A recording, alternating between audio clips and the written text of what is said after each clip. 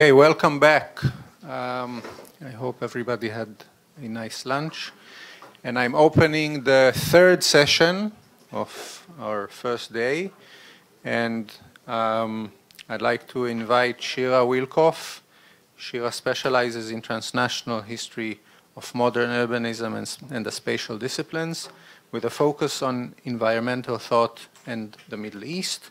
She received her PhD in architecture and urban history in 2017 from UC Berkeley.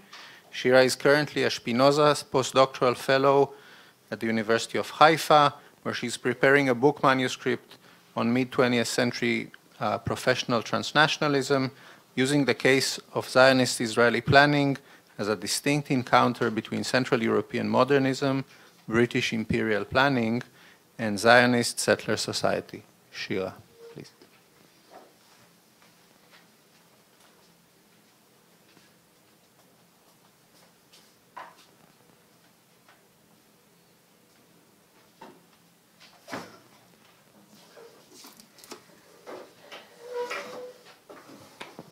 So good afternoon. Okay. In 1955, a young architect named Arthur Glickson wrote, "The worldwide interrelation of environments is a new fact which has emerged in our own time. By accepting this situation, we might arrive at the formulation of a new aim for the man-environment relationship." I start with this observation because it captures a new sensibility that emerged during the immediate post-war period, linking the new international world order and ecological awareness on a planetary scale.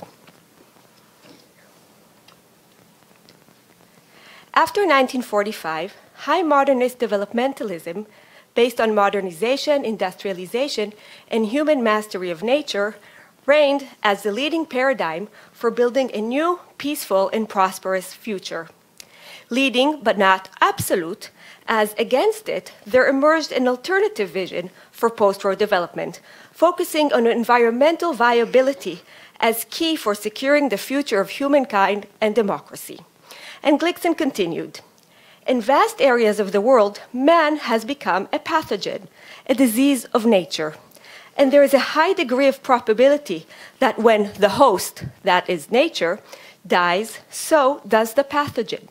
Thus," he concludes, "a revolutionary attitude is essential."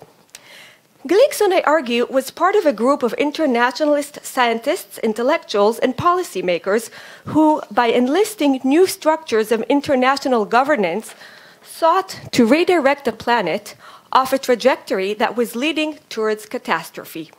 In this new spirit of one world, the environment has been made global, a single interconnected system in need of governance.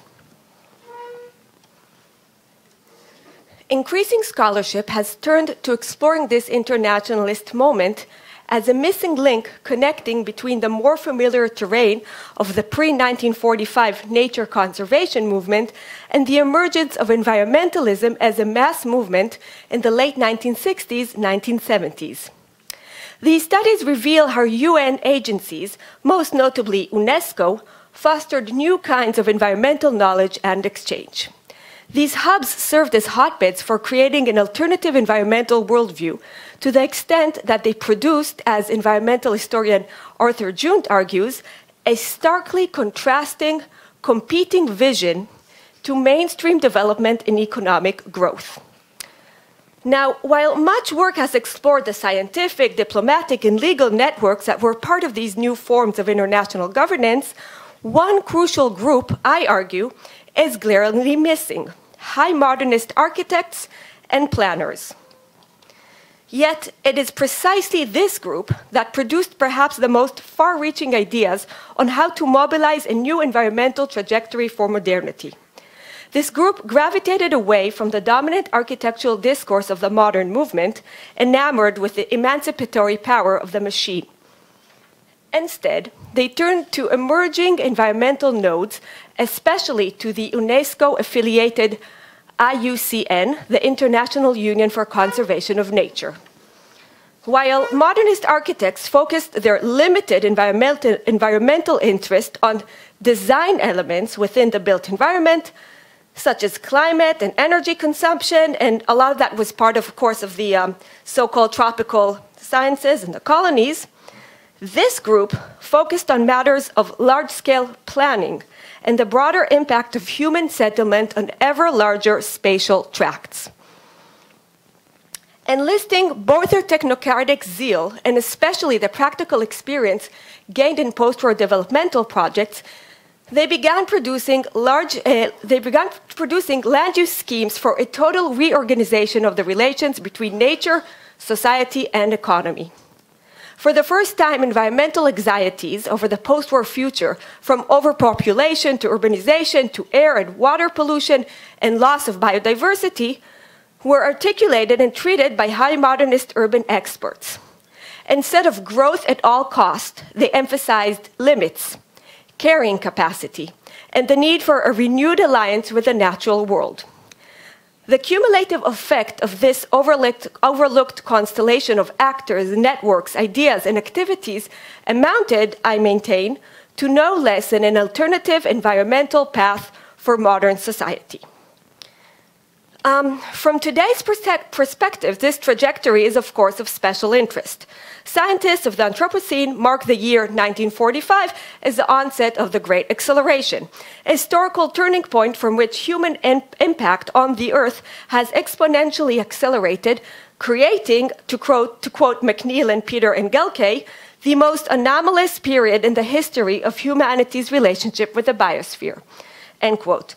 Within just a few decades, planetary ecological systems have become dominated by the accelerating pace of energy use and greenhouse emissions, all being side effects of post-war development and progress.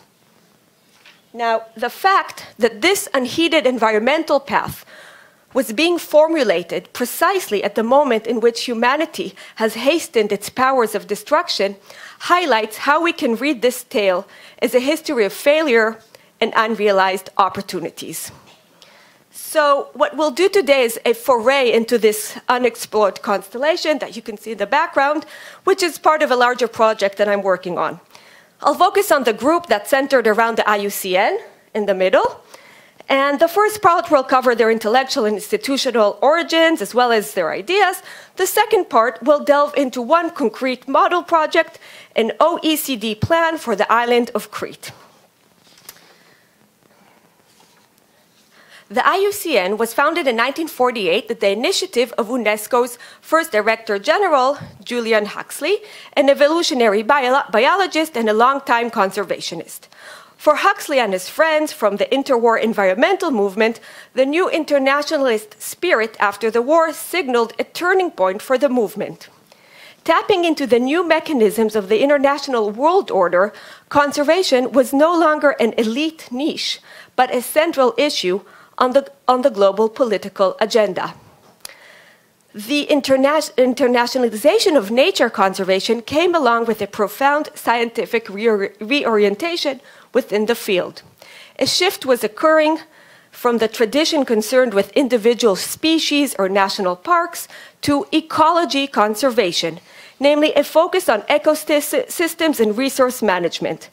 With new insights derived from the emergent field of ecology, they argued that species could only be understood and protected when their habitats were also understood, and that in a world dominated by the human species, humans had to act to maintain ecological balance.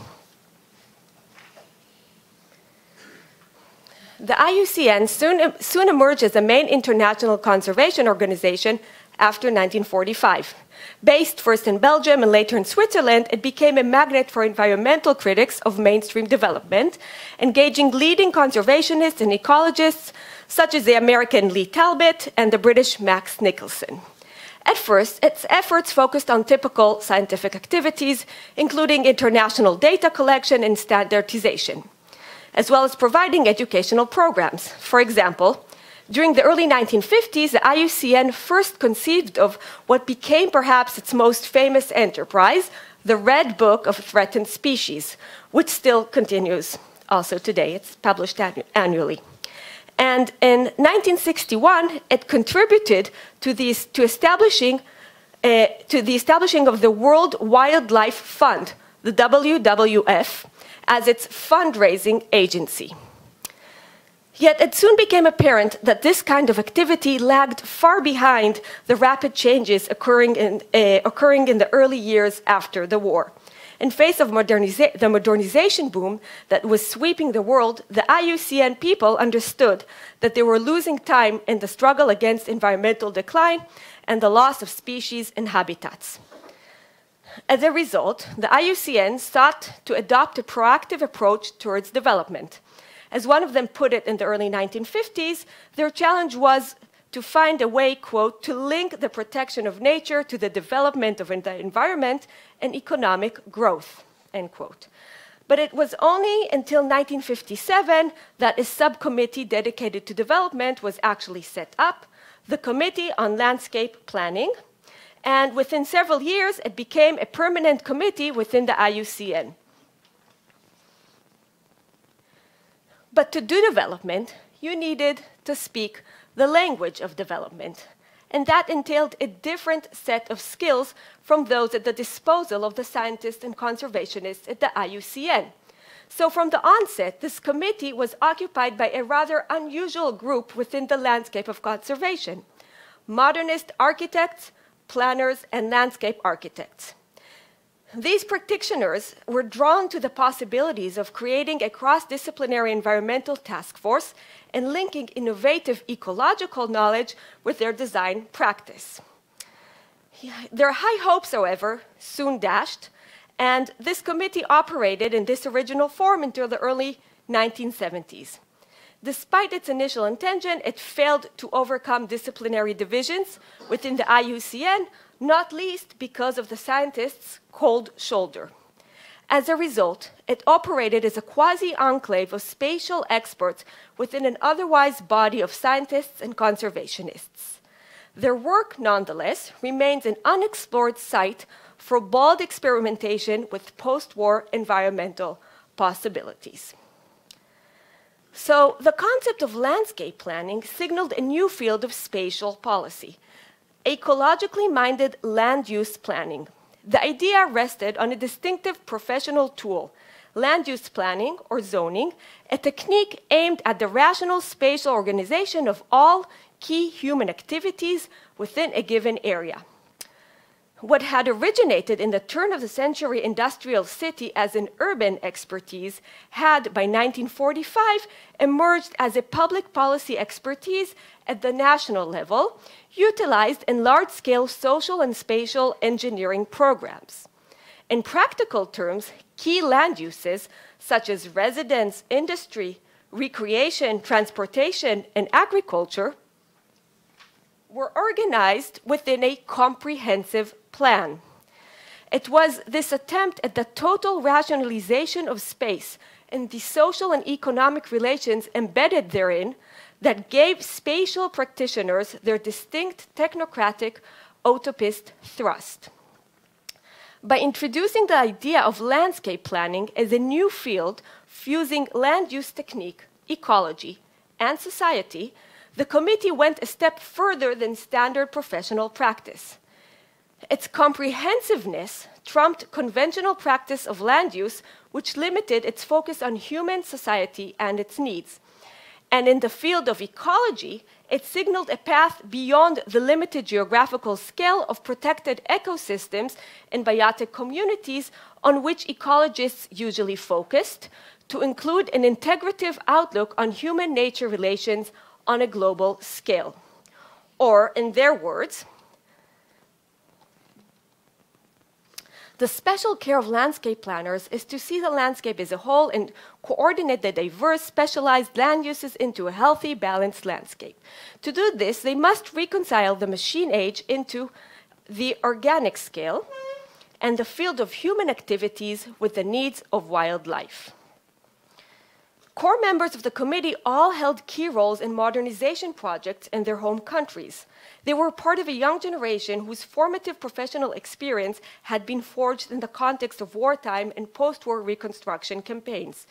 Very early on, late 1940s, maybe early 1950s, they realized separately that standard development patterns would lead humanity towards an inevitable catastrophe, as one of them put it, and sought instead to find global solutions to reverse the trend.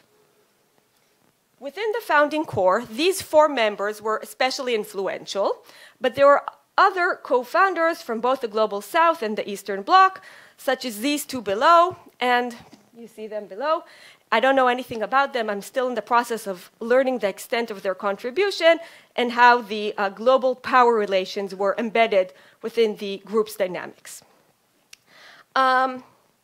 Perhaps the most dominant figure was the committee's chair, Rolf Bentham, a senior landscape architect in the Netherlands State Forest Service, who at the time was leading major land reclamation projects.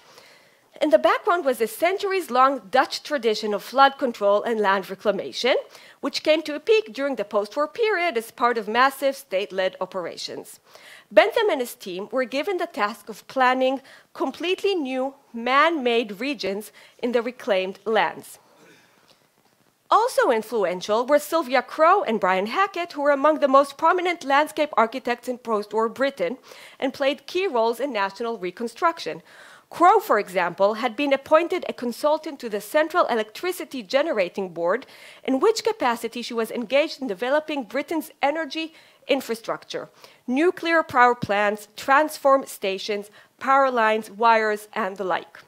In 1958, she published a book, The Landscape of Power, where she warned against the irreversible damage to the natural ecosystems. And Hackett was also an advocate of ecological planning, and especially of the idea of landscape planning. The final influential founding member, and perhaps the most far-reaching theorist, was Arthur Glickson. He was a German-Israeli architect who was part of the Israeli New Towns team, also known as the Sharon Plan or Ayarot Pituach. And as a regional planner of Haifa in the northern valleys in 1948, he tried, albeit with very little success, limited success, to incorporate into Israeli planning environmental principles such as climatic considerations, soil conservation, and the criteria for site selection for the new towns. His pilot project was for the Jezreel Valley, which he conceptualized as a self-contained ecosystem. You can see it here, the Jezreel Valley plan, the ecological plan. His failure within the Israeli context led him to turn to the international arena, where he soon emerged as an expert on ecological planning. However, his sudden death in 1966 at the age of 55 brought to an untimely end his ascending career. The American public intellectual Louis Mumford, who was a close interlocutor of him, for instance, signed Glickson, quote, a leader of his generation, end quote. And by the way, just to complete the story, his only apparent success from the Jezreel Valley plan was the establishment of a neighborhood of Afula Elite, a neighborhood which supposedly was ideally located in terms of the valley's ecosystem. So that was an ecological experiment in Israel. Now, the IUCN, this group believed, provided the institutional backing they needed to develop the new field of spatial policy for worldwide dissemination. Planning agencies of any scale, from the urban to the national to the supranational, would implement its simple and practical tools, and in this way, a web-like coverage of ecological land use plans could potentially be extended to cover the entire planet. Dreams aside, in reality, they had very little impact. One of their immediate ongoing concerns was the attempt to introject their thinking into powerful developmental UN agencies, such as WHO, the World Health Organization, and FAO, the Food and Agriculture Organization. They demanded time and again that landscape appraisals be a prerequisite for approving financial and technical support of development projects, but to no avail. Beyond the UN, they were part of a broader environmentalist international exchange, which included cross-organizational activities, study tours, and conferences. These attempts are now being reconsidered by scholarship as forerunners of environmental thought, but in real time, they were largely ignored. So, for example, the conference, Man's Role in Changing the Face of the Earth, held in Princeton in 1955. Co-organized by Louis Mumford, this attempt was intended to create a momentum for a new transdisciplinary framework for the global environmental predicament. It brought together top-tier humanists and scientists, as well as some of the IUCN architects, whose high hopes for this endeavor were soon dashed. However, they had more success with the OECD. In the early 1960s, the OECD emerged as a key actor in the global aid market. In 1964, the OECD and the government of Greece launched a 10-year development plan for the island of Crete.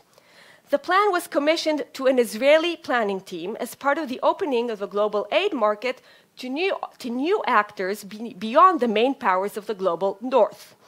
Already by the mid-1950s, Israel has established itself as an international model for nation building and rapid development, and its experts in engineering, urban planning, architecture, and agriculture were quick to lend their services to the global south and the backward portions of southern Europe. So this is exactly the context of the Israeli air conditioning in Nairobi. This is a context. So in Crete, the same Arthur Glickson was charged with developing regional planning and tourism as part of the larger Israeli development scheme. Given a free hand, the project presented him with a singular opportunity to realize his environmental ideas within the context of a concrete policy scheme under the auspices of one of the most important international aid agencies. OECD's stated goals for the project were promoting economic growth, mitigating regional inequalities within the island, and preventing rural decline. Glickson responded to these market-driven goals by devising a plan that focused on balancing between modernization and the preservation of the island's highly developed rural culture. In contrast to standard modernist plans at the time, geared toward profound transformation of the land and the creation ex novo of modernized, industrialized landscapes, Glickson's plan offered but modest changes to the existing environment. It was what we like to call it today, an acupuncturist intervention. It sought a different path to modernization, one that would be compatible with existing environmental and cultural qualities. In devising this model plan, Glickson signaled to his fellow architects into the international aid community, a different path to modern development is possible. And this is how. So how did it play out? The settlement component, the fundamental element of every plan, was based on the already existing rural and urban network. You can see it here, it's very clear. Industrial and agricultural development was to take place around already urbanizing areas. Clear boundaries demarcated the growth limits of those areas designated for intense human use. These are the big circles. This is in order to prevent sprawl into the open lands, which were to cover the majority of the island's area. These cities were to be connected by a new road system, you see it here, providing efficient and convenient means for connectivity befitting a modern society. The plan suggested neither any new towns nor new regions for human settlement. And here is the mirror image of the development plan, the preservation scheme for the natural areas. The preserved area was a continuous strip cutting across the entire island with several narrow ecological corridors located along watershed lines. Conceived of as an ecosystem, it required careful study, planning, and administration of its interconnected components. Principles of ecological management, such as soil conservation, selective native plant afforestation, and water management, were all incorporated in order to protect and enhance the local landscape.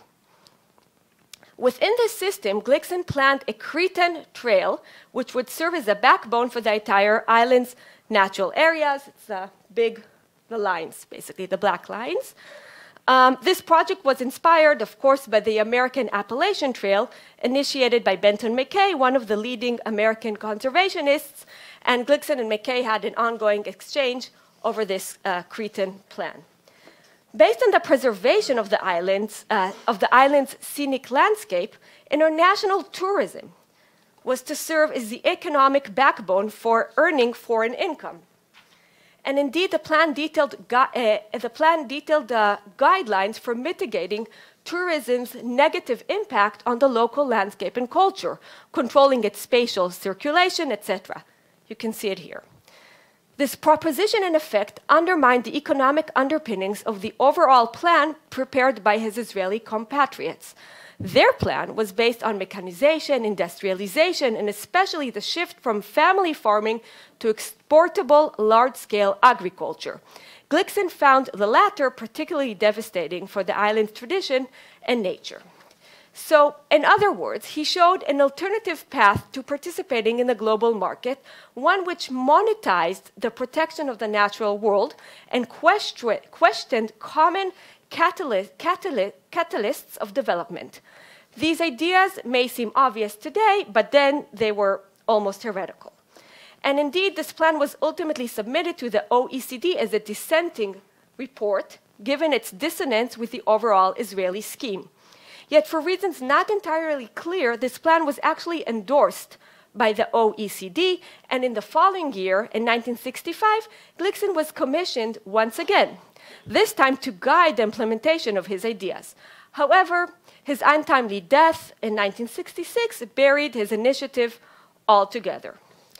Unrealized, it remains a singular experiment by which a market-driven international agency served as a platform to challenge the very ethos of economic growth and to explore instead an environmental path for modern development. So to conclude, and in hindsight, this forgotten trajectory was a clear forerunner of the field of sustainable development for all the obvious reasons, in incorporating the natural world into planning, and its demand from the UN for ecological appraisals as a prerequisite for plans, and in developing acupuncturist planning strategies.